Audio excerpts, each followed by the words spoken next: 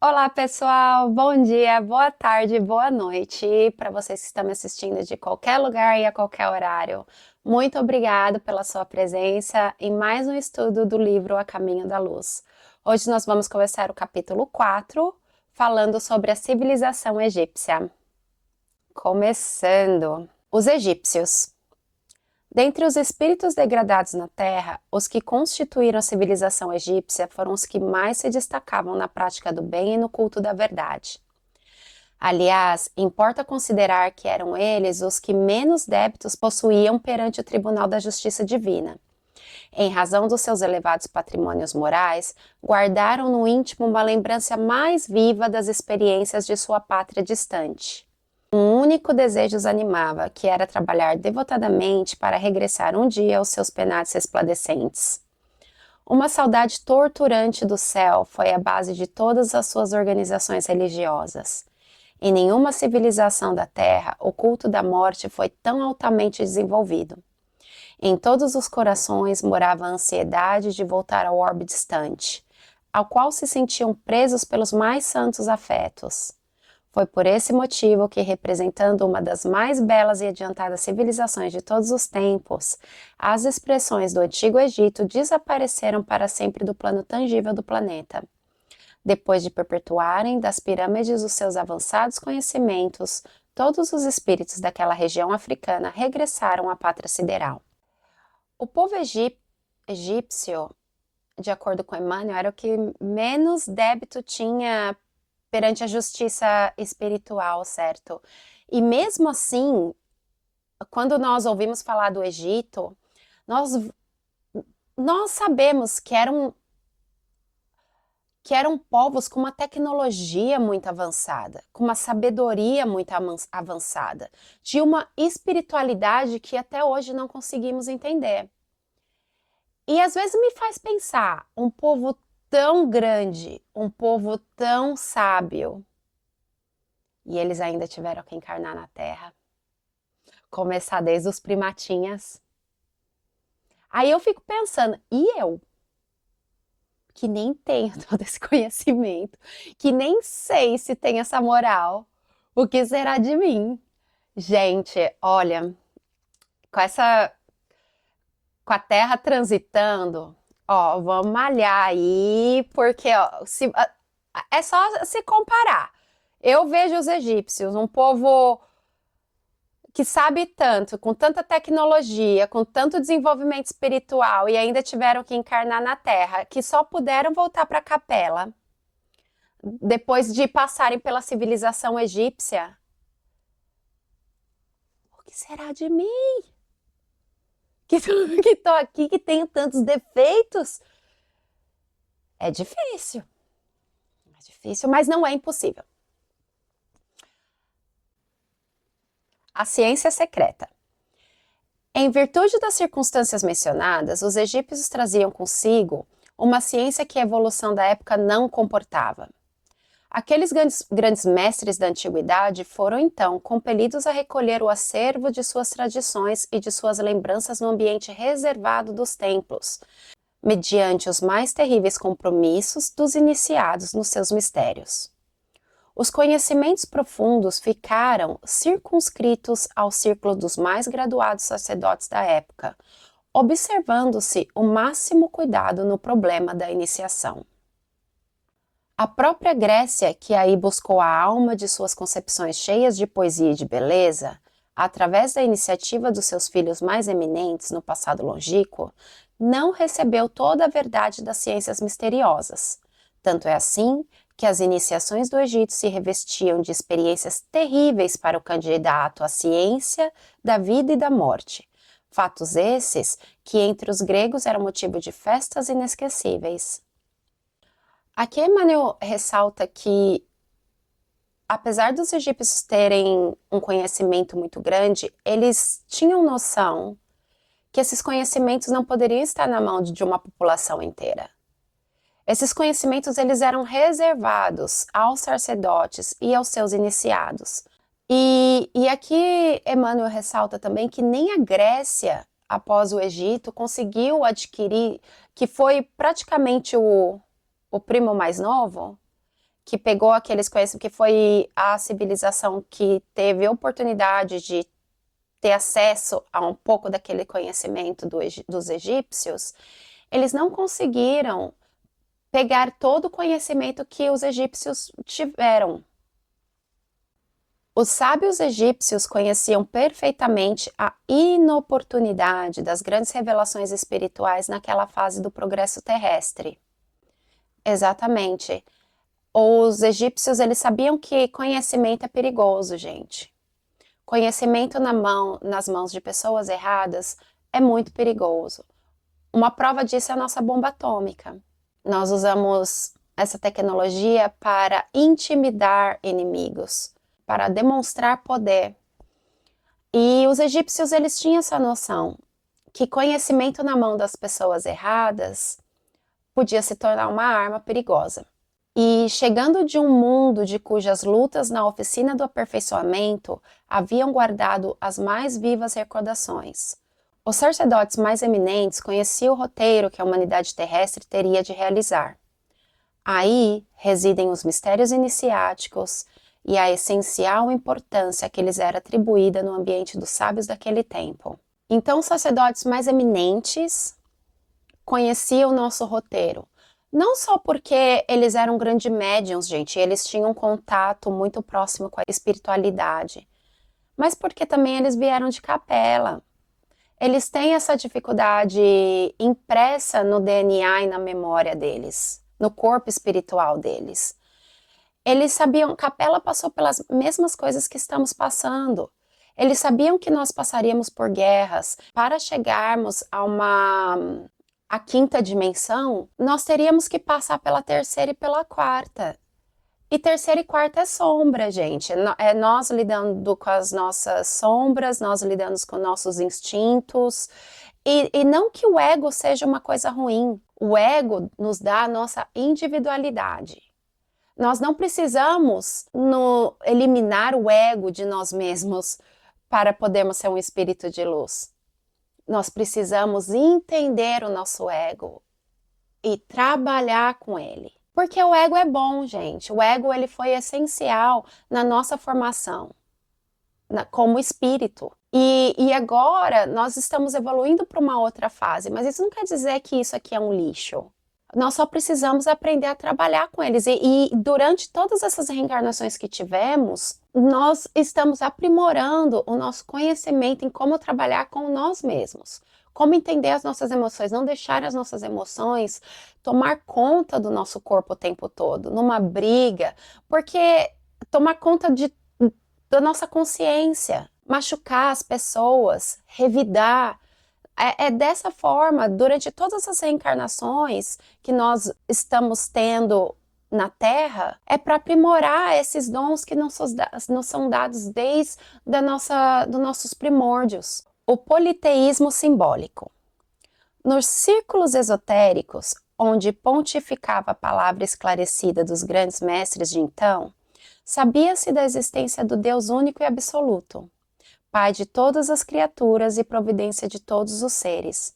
Mas os sacerdotes conheciam igualmente a função dos espíritos prepostos de Jesus na execução de todas as leis físicas e sociais da existência planetária, em virtude das suas experiências pregressas. Esse parágrafo do politeísmo simbólico começa afirmando que os sacerdotes, os mais sábios, os mais espiritualizados do egípcio, eles sabiam que Deus era um só. Eles sabiam disso. Eles não acreditavam no politeísmo. Mas eles também tinham a sabedoria que Jesus tinha muitos enviados de luz que ajudavam no progresso dessa civilização durante todo o tempo que eles estavam aqui. Continuando.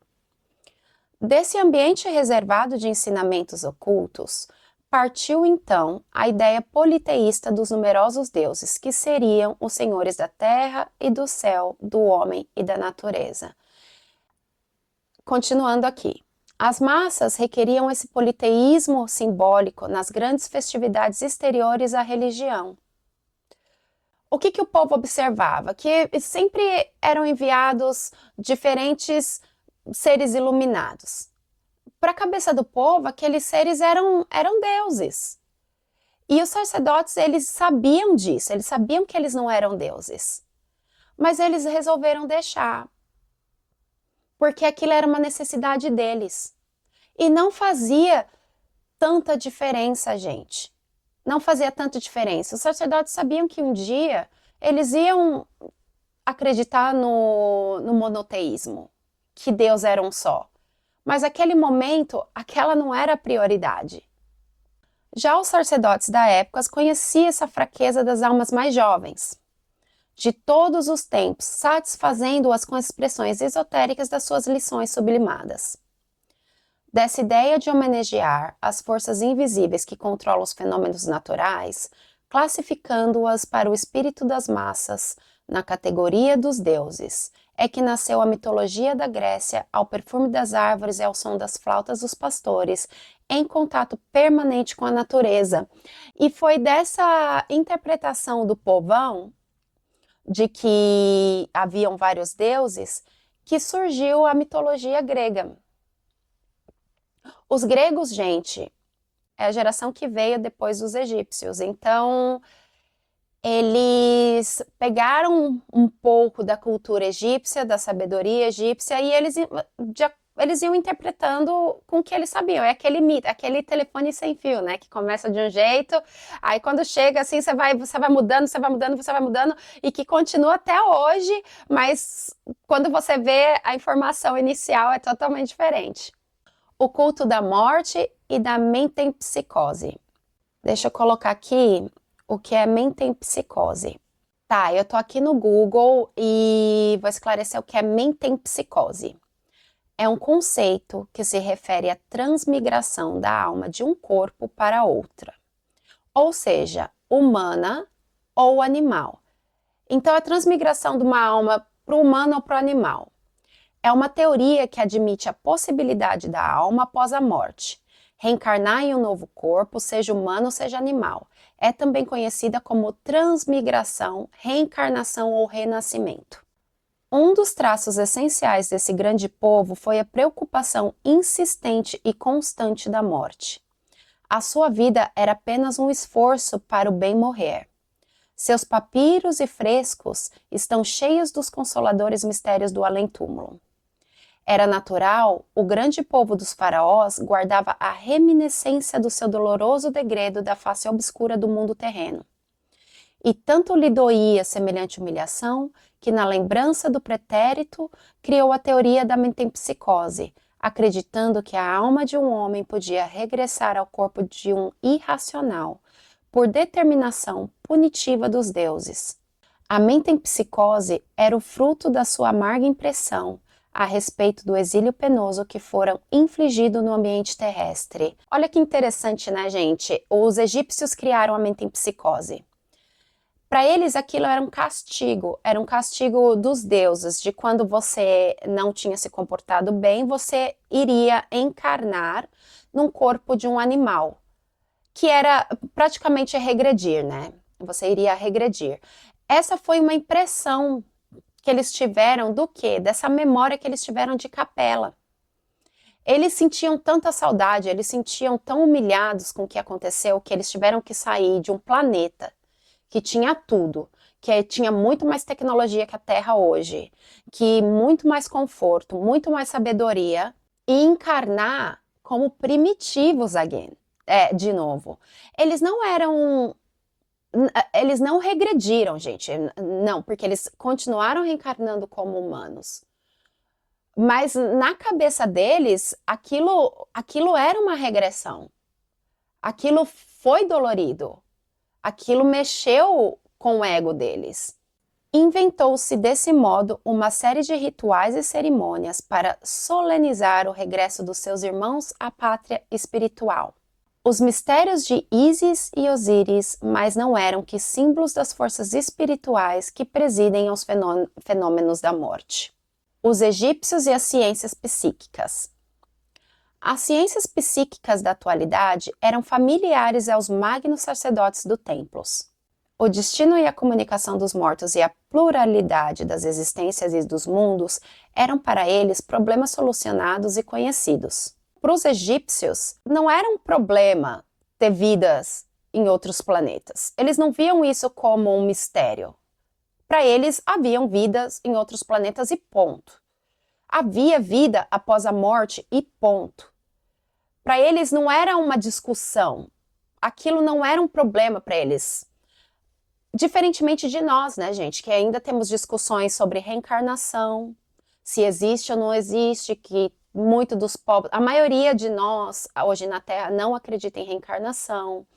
A maioria de nós não acredita em corpos espirituais, não tem um conhecimento básico. Tem gente que não acredita nem em Jesus, diferentemente dos egípcios, que para eles isso não era nem misterioso, isso era um fato e pronto. O estudo de suas artes pictóricas positivam a veracidade dessas nossas afirmações. Quando nós estudamos as imagens que os egípcios deixavam em suas paredes, nos seus templos, essa é uma prova de tudo isso que para eles acreditavam. Num grande número de frescos, apresentam-se o homem terrestre acompanhando do seu duplo espiritual. Os papiros nos falam de suas avançadas ciências nesse sentido, e através deles podem os egiptólogos modernos reconhecer que os iniciados sabiam da existência do corpo espiritual pré-existente, que organiza o mundo das coisas e das formas. Nas próprias documentações antigas do Egito, os egiptólogos de hoje, eles conseguem ver que eles já sabiam da existência do perispírito, gente. Não só do perispírito, porque o perispírito é uma nomenclatura usada por Allan Kardec, mas é uma nomenclatura básica que comporta o conhecimento da época.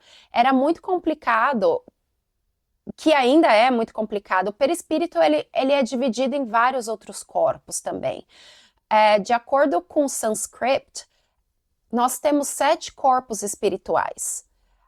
No espiritismo de Allan Kardec, a gente estuda o espiritismo, só o perispírito, mas esse perispírito nós podemos dividir ele em vários outros corpos, tem várias camadas ali.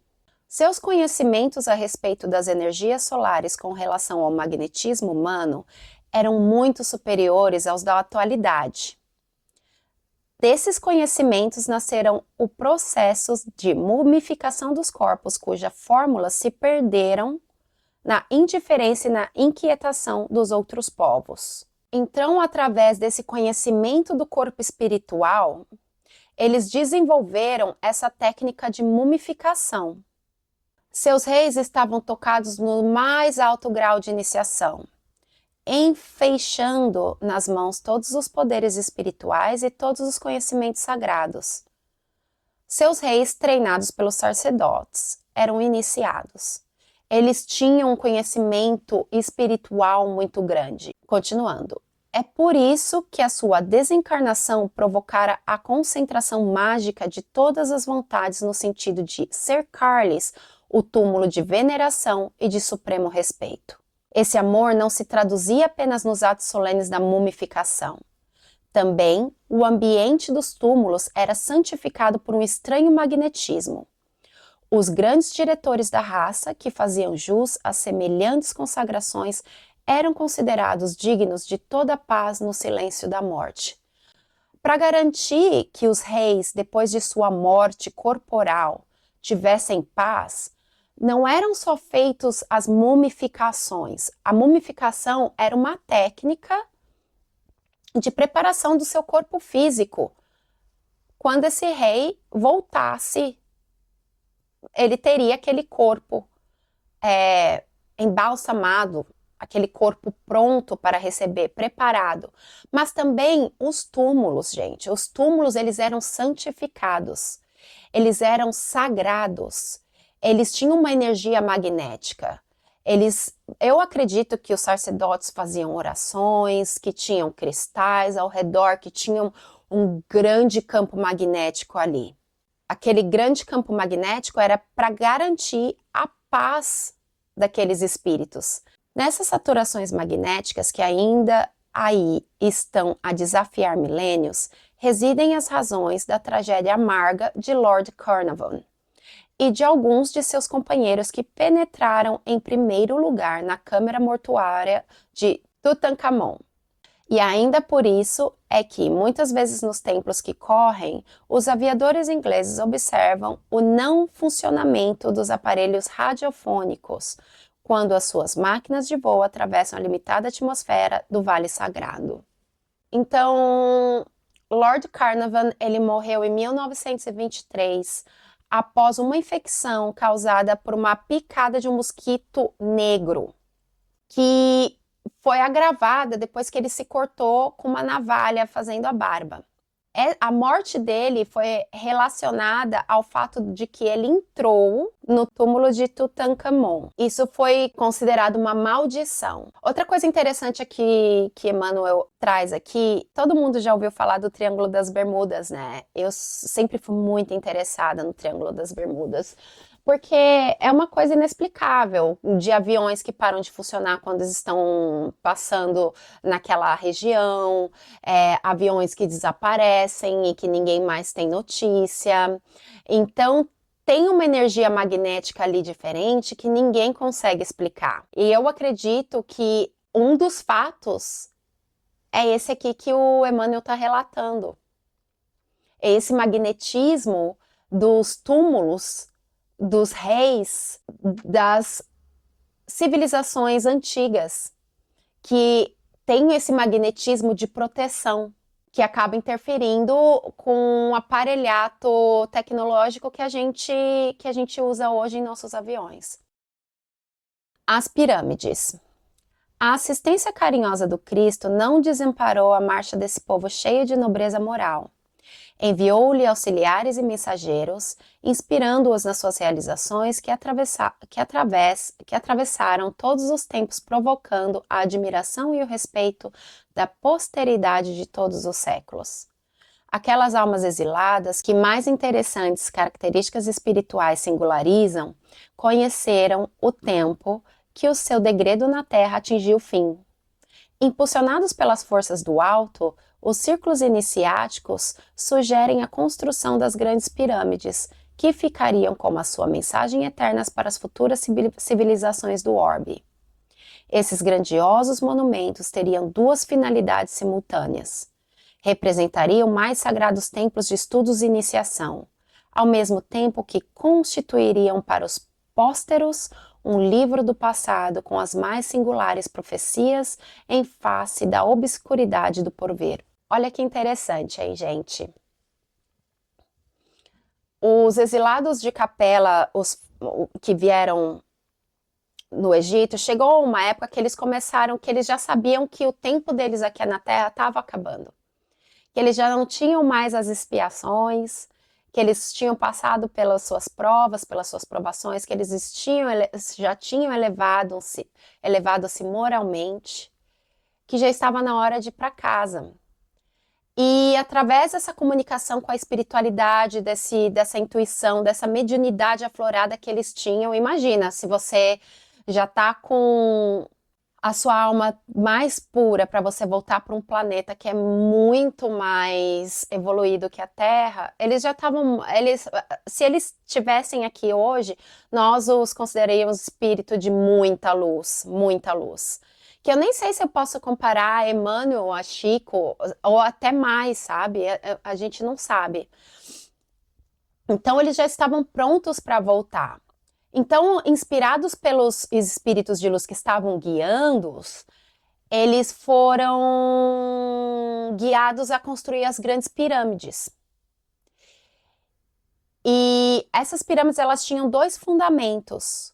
Um era para que fossem usadas como templos de estudo e de iniciação espiritual.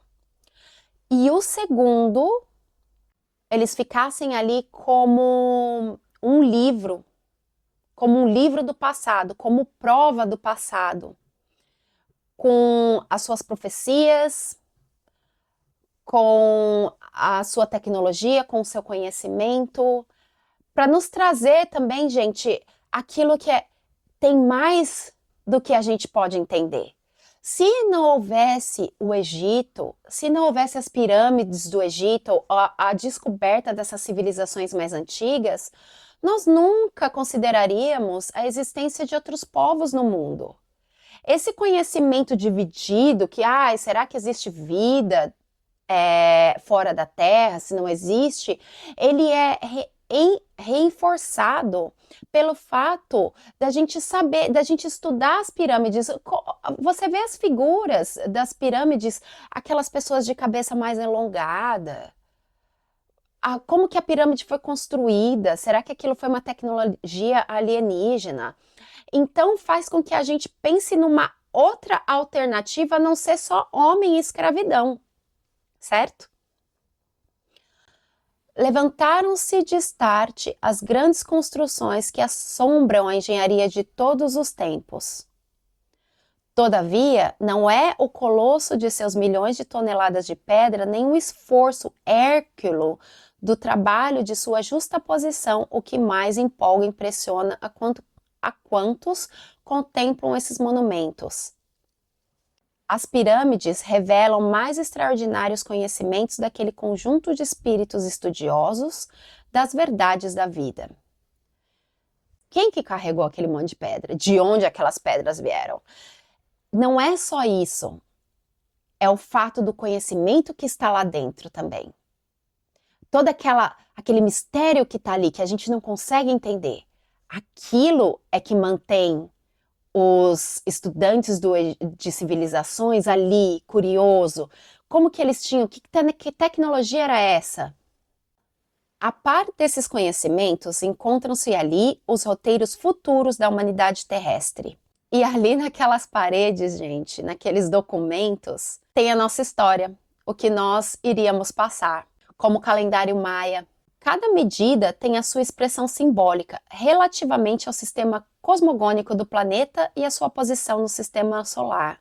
As medidas entre as pirâmides são exatas, elas são perfeitas. E ali está o meridiano ideal que atravessa mais continentes e menos oceanos, e através do qual se pode calcular a extensão das terras habitáveis pelo homem, a distância aproximada entre o Sol e a Terra, a longitude percorrida pelo globo terrestre sobre a sua órbita no espaço de um dia, a precessão dos equinócios, bem como muitas outras conquistas científicas que somente agora vêm sendo consolidadas pela moderna astronomia.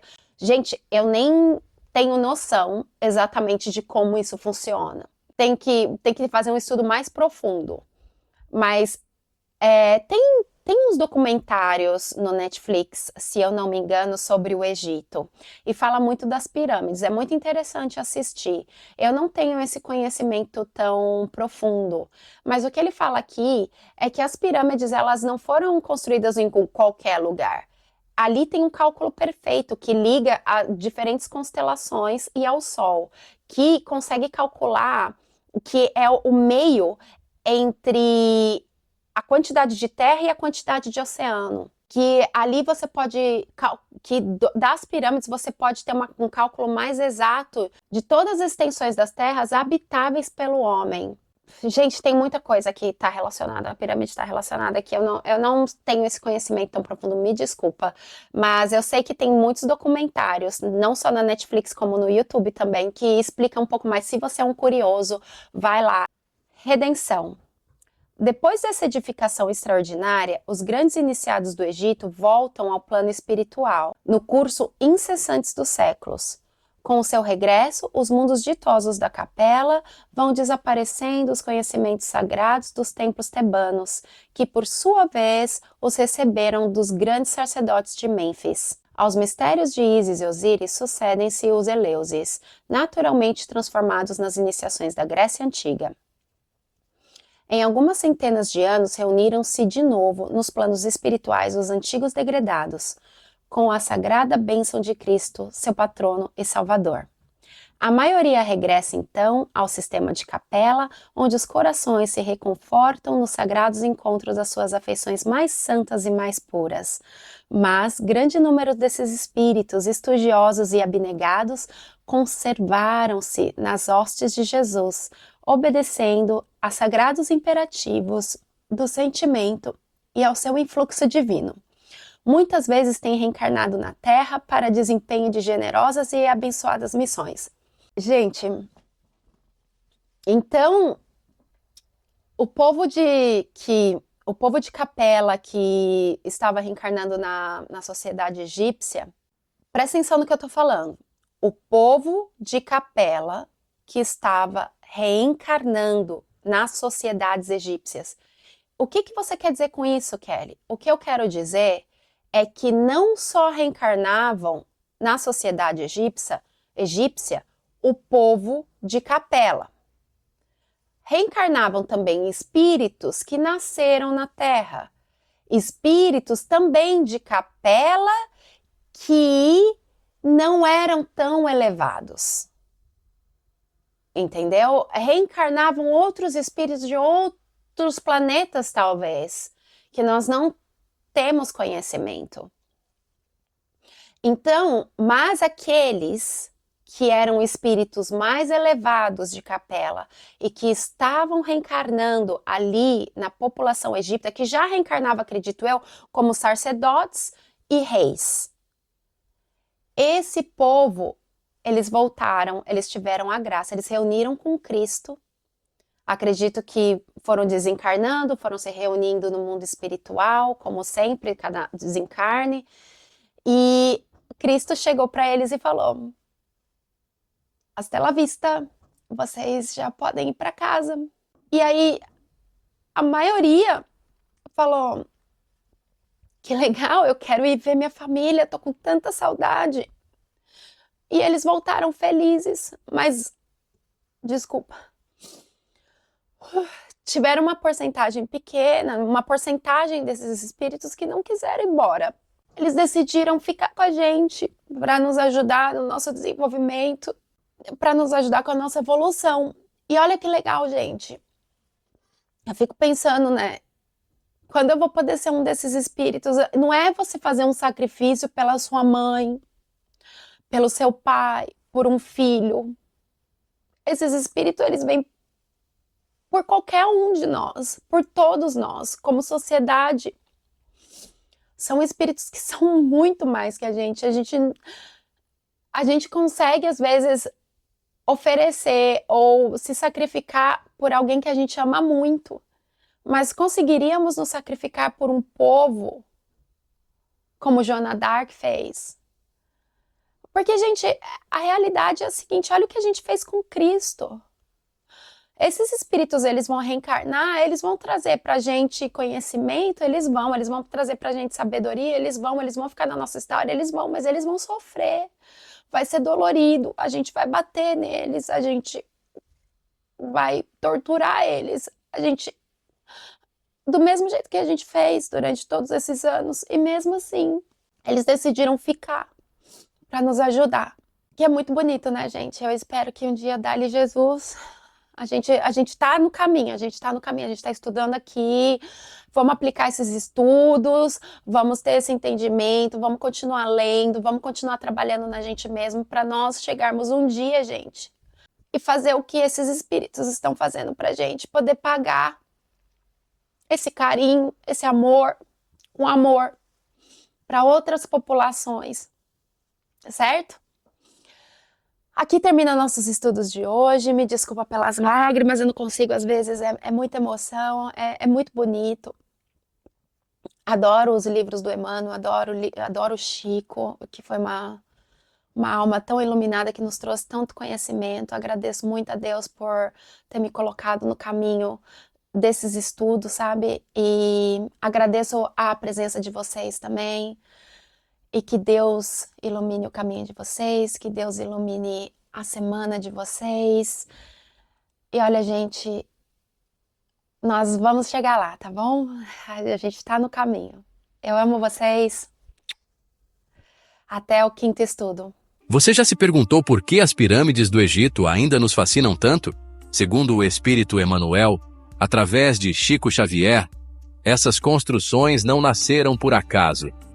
Foram inspiradas por esferas espirituais superiores, orientando almas exiladas que sabiam que seu tempo na Terra estava chegando ao fim. Elas ergueram as pirâmides como templos de iniciação espiritual e também como mensagens eternas para as civilizações futuras. Cada pedra, cada medida, carrega códigos cósmicos. A distância entre a Terra e o Sol, a trajetória do nosso planeta no espaço, o meridiano ideal que revela a geografia habitável e até mesmo a precessão dos equinócios. E não para por aí. A sabedoria desse povo se manifestava também na arte da mumificação. Eles acreditavam na vida após a morte e preparavam o corpo como uma morada temporária para a alma, respeitando os ciclos da reencarnação. A espiritualidade egípcia era profunda. Eles compreendiam a alma como eterna, conectavam-se com os astros e viam a morte como um portal de renascimento. As pirâmides são mais do que pedras empilhadas. São livros de sabedoria espiritual, legados de um povo que caminhava entre o céu e a terra. Curta, compartilhe e siga o canal The Inner Am para mais reflexões sobre a jornada da alma e os mistérios do universo.